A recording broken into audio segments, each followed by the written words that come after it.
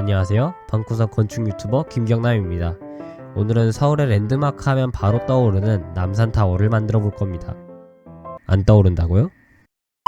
아무튼 직접 가서 보고 만들어서 최대한 자연스럽게 이 마크 세상에서 재현해 볼 겁니다. 일단 건축 부지를 정해야 하는데요. 어차피 나중에는 배경 역할을 할 것 같은데 그러면 근처에 지어야 한다는 말이죠. 이왕 지을 거 이 당근이 뒤에 지어보도록 하겠습니다. 일단 여기를 다 밀어야 되겠네요. 자, 이제 땅을 밀어볼까요? 일단 4시간 동안 흙과 옆에 테라코타 지형을 밀어봤습니다. 영상 시작부터 16만 블럭이나 캐고 있는데 이제는 이런 건축이 매우 작게 느껴지는 건 기분 탓이기를 바랍니다. 근데 기분 탓 아닌 것 같은데, 아무튼 이번에는 남산타워를 1:1 비율로 만들 건데요. 일단 높이를 찾아보니까 239m라는데 1:1 비율로 만들 거면 산도 만들어야 되는 거 아닌가? 라는 생각을 가지신 분이 계실 것 같아서 말씀드리겠습니다.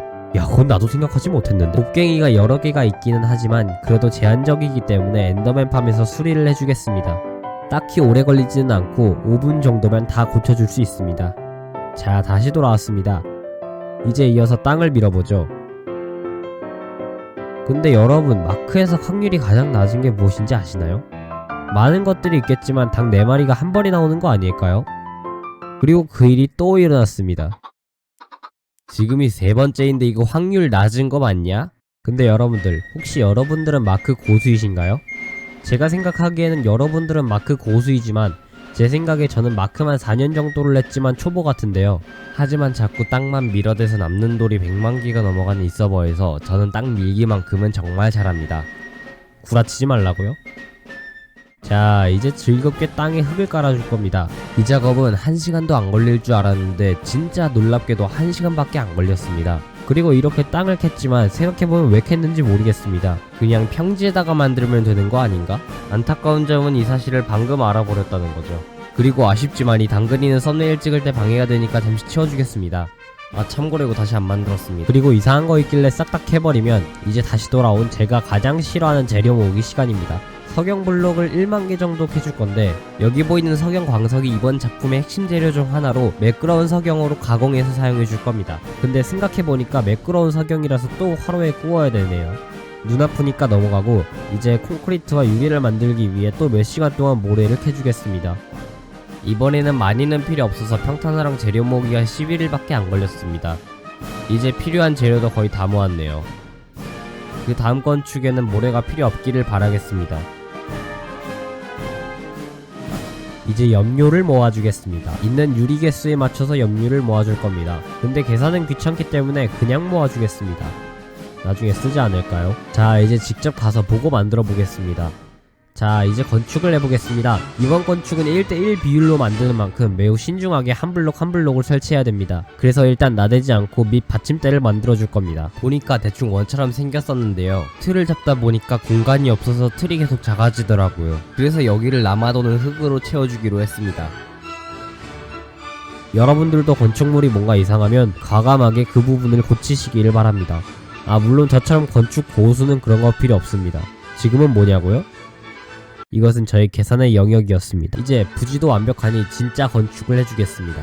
설마 아직까지도 원 못 만드는 사람은 없을 겁니다. 집중하고 만드는데도 저런 쉬운 것을 못하다니 여러분들이 구독으로 혼내줘야 되겠네요. 아쉽게도 받침대가 이상해서 또 부수고 고쳐줄 겁니다. 그리고 받침대에는 콘크리트가 가장 잘 어울릴 것 같습니다. 이제 좀 이따 매끄러운 석영 블록이 필요해서 석영 블록을 구워주겠습니다. 그리고 유리를 쌓아 올렸는데 마음에 안 들어서 콘크리트로 바꿔주겠습니다.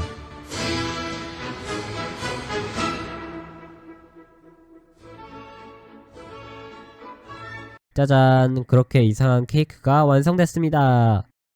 그리고 진짜 이대로 가다가는 영상이 망해버릴 수도 있기 때문에 고민을 해봤습니다. 그리고 고민 끝에 나온 결과는 받침대 밑에 받침대에 받침대를 만드는 것이 낫다는 결론에 도달했습니다. 이게 원래는 산에 반쯤 파묻혀 있어서 안 만들려고 했는데 어쩔 수가 없네요. 자, 이제 다시 돌아와서 받침대를 잘 만들어 보겠습니다. 이제 영상 시작 5분이 가까이 되었는데 아직도 이 꼬라지라니. 그 점은 거두절미하고 위로도 쌓아보겠습니다. 윗부분은 받침대가 올라갈 부분이라서 조심스럽게 만들어 보겠습니다. 이상하면 이 영상도 망합니다. 드디어 뭔가 윤곽이 잡히고 있는 것 같네요. 이제 받침대 위에 올라갈 받침대를 만들어 보겠습니다. 아, 그리고 다시 말하지만 아직까지는 받침대의 받침대 건축입니다. 윤곽도 이 정도면 오케이. 이제 높이를 정해줄 겁니다. 높이는 최대 높이인 319로 해주겠습니다. 진짜 엄청 높네요.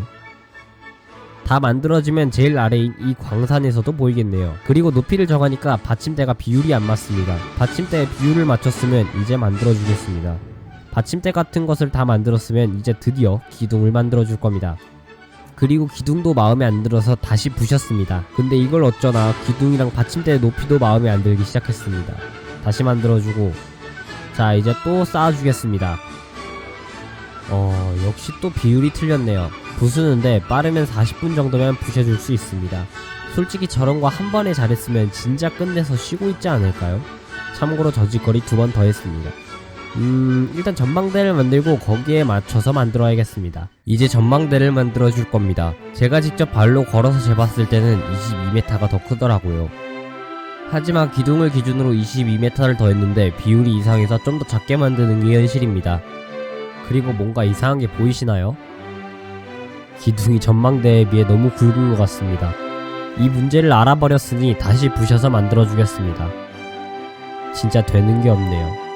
그건 뭐 어쩔 수 없는 거고 빠르게 쌓아주겠습니다. 이제 드디어 된 것 같네요. 이제 다시 만들어준다면 대단한 어둠을 만들게 됩니다. 이거 어떻게 하냐? 진짜 되는 게 없네. 일단 그건 미래에 내가 고쳐야 되는 거고, 지금은 위에 있는 송전탑이 올라갈 받침대를 만들어줄 겁니다. 그리고 혹시 다른 점 보이시나요? 여기를 바꿨는데 차이가 없는 것은 기분 탓이기를 바랍니다. 이제 송전탑을 만들어줄 겁니다. 근데 여러분, 남산타워는 사실 송전탑으로 사용된 것 아시나요? 저도 몰랐는데 그렇다네요. 이제 하얀색과 빨간색을 번갈아 가면서 쌓아주겠습니다. 그리고 아까 광산에서도 보일 것 같다고 했는데 진짜 보이네요. 이제 이렇게 생겨먹은 것을 덕지덕지 붙여주면 진짜 완벽해집니다. 자, 그럼 여러분들께 제가 만든 남산타워를 소개시켜드리겠습니다. 끝까지 시청해주시면 감사하겠습니다.